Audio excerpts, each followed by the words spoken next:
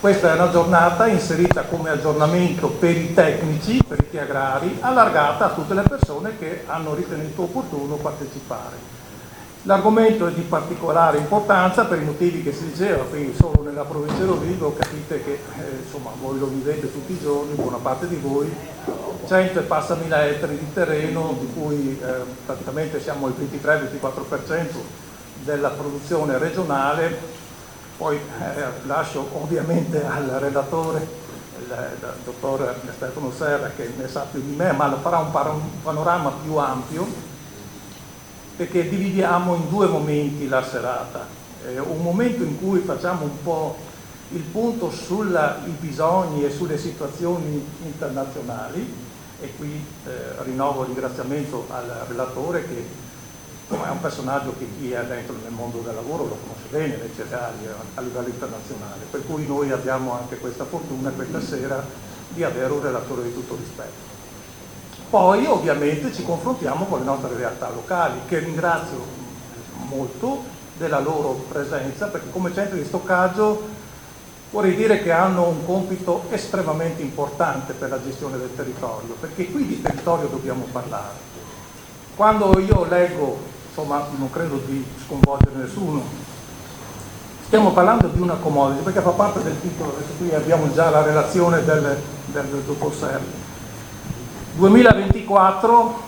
puntini, cosa attendersi dai mercati delle tradizionali commodities in agricoltura, e c'è un punto di domanda finale. Come ho fatto io per rinfrescarmi un po' la memoria, perché se parliamo di specialty allora entriamo nel mondo degli ortaggi, ma quando parliamo di commodity, non penso di sorprendere nessuno, vedo Arnaldo qua davanti, con il termine commodity, ve lo leggo testualmente perché fa un po' riflettere, ci si riferisce alle materie prime, ovvero a quelle particolari categorie di beni che viene scambiate sul mercato senza differenza qualitativa. Ora questo ragionamento l'abbiamo fatto subito in casa dei periti agrari, un po' un ragionamento nostro, ma insomma la miseria, ma riusciamo a sconvolgere il mercato delle commodity internazionali noi piccole province di Rovigo? Sicuramente no, però possiamo diventare un po' più interessanti se comprendiamo meglio il bisogno del cliente. Cioè, in pratica a me hanno insegnato commercialmente che se noi riusciamo a soddisfare il bisogno del cliente come fornitore, riusciremo anche ad avere un po' qualche vantaggio in più, se non altro diventeremo più interessanti. Bene, con questo ragionamento si è partiti. Lo dico per i tecnici, in fondo dove ci sono le firme trovate anche tutto il calendario degli altri incontri, perché come vi ripeto questo è stato allargato a una platea più ampia di imprenditori, di centri di stoccaggio, centri di raccolta dei cereali, proprio perché abbiamo la necessità di essere un po' tutti partecipi, ognuno nel proprio ruolo. Noi come tecnici non potremo mai sostituirci a quello che è un centro di stoccaggio nella gestione, così come non sapremo mai sostituirci ad altri che svolgono il compito sindacale o altro. Però come tecnici notiamo e vediamo, e qui mi affido più a chi lo vive tutti i giorni anche nel mondo dei cereali, che i conti non quadrano. Chi è impresa agricola lo comprende bene,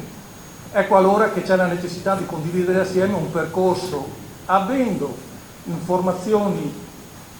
di primo livello, ed è questa la prima parte della serata, come vi dicevo, e poi trovando un dialogo che sia costruttivo tutti assieme, perché siamo convinti, lo dico al plurale perché questa è un'altra commissione, che quando entriamo nelle riunioni, eravamo in un'azienda interessante anche la scorsa settimana, qui vicino a noi era Carraro, e vedi che c'è una specializzazione, i pezzi che abbiamo visto lì dentro non è un segreto, lì abbiamo visto le gabine che erano di colore verde, rosso, giallo,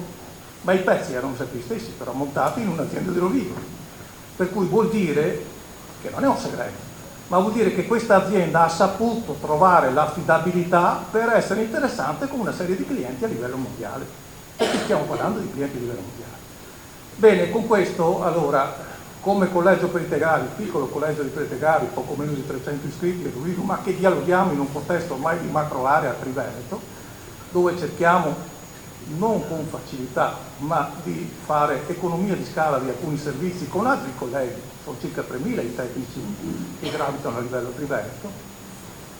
perché non pensare di farlo anche nel mondo imprenditoriale? E quindi ecco che ci ritroviamo tutti assieme nella speranza di avere un'informazione maggiore quando usciamo da quella porta rispetto a quella che avevamo quando siamo entrati. Capisco che soprattutto mi rivolgo a chi ha centri di ritiro dei cereali e comunque magazzini di lavorazione, che le informazioni girano comunque. Però mi permetto anche di dire che un aggiornamento continuo su un'evoluzione a livello mondiale probabilmente ci manca, perché effettivamente bisogna affidarsi anche a professionisti. Vi dico solo una cosa, non ho voluto, volutamente non ho voluto presentare slide perché non voglio rubare tempo e mi fermo perché i 10 minuti che mi ero dato. I dati ufficiali, parlando con Veneto Agricoltura proprio di questi giorni, verranno presentati il 1° di febbraio alla Fiera di Verona. Però un po' di riduzione l'abbiamo avuto di soia, che si attenerà anche a soia a causa pioggia della primavera nostra, quindi un po' di riduzione l'abbiamo avuto. Ma sul grano duro, poi l'effetto della siccità, se ci pensate bene nel 2022 si seminava il grano duro, raccolta 2023, non si sapeva bene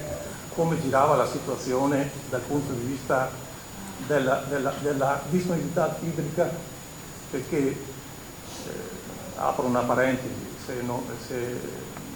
buona parte di voi erano partecipi dell'incontro che abbiamo fatto a febbraio del 2023, complici in collaborazione. In quel momento ecco, c'erano tutti, la politica locale, regionale, nazionale, i consorzi di bonifica, l'Ambi Veneto e, se vogliamo dirla sempre, promossa dal Collegio dei Periti Agrari. Eravamo una platea piuttosto vasta anche l'altra volta. Le premesse sono nate anche in quella stanza, che poi dopo è diventato un commissario, Nicola Dell'Acqua, per la gestione dell'acqua, si chiama proprio così, Nicola Dell'Acqua, per la gestione idrica a livello nazionale, perché le avvisaglie dei nostri colleghi del Trentino ci dicevano: guardate che se non piove, quello che abbiamo qua, noi ce la teniamo. E quindi ecco anche la nostra rete di periti agrari, Trentino, Rovigo, aspetta un attimo, perché Rovigo, da una provincia che doveva smaltire quantità in eccesso, diventava l'ultima penalizzata, perché il bacino dell'Adige, tanto per essere con l'Adigeto, la presa d'acqua dell'Adigeto di Badia Polesine, irriga nel Polesine circa il 40% di tutti i nostri terreni. Quindi capite bene che il bacino del Po è sicuramente Lombardia, Piemonte, importante il suo bacino, la presa d'acqua, quindi gli affluenti. Ma certo che senza Adige corriamo il rischio di avere metà provincia senza acqua. Ecco allora che anche in quell'occasione abbiamo creato le condizioni, lo diciamo anche con un po' di orgoglio, perché alcune situazioni venissero affrontate. Bene, abbiamo motivo di pensare che quello di stasera è un discorso squisitamente tecnico, ognuno deve fare quello che gli appartiene più da vicino e soprattutto che sa fare bene. Il punto vero è che questo non deve essere un punto d'arrivo, ma deve essere un punto di partenza per un dialogo migliore.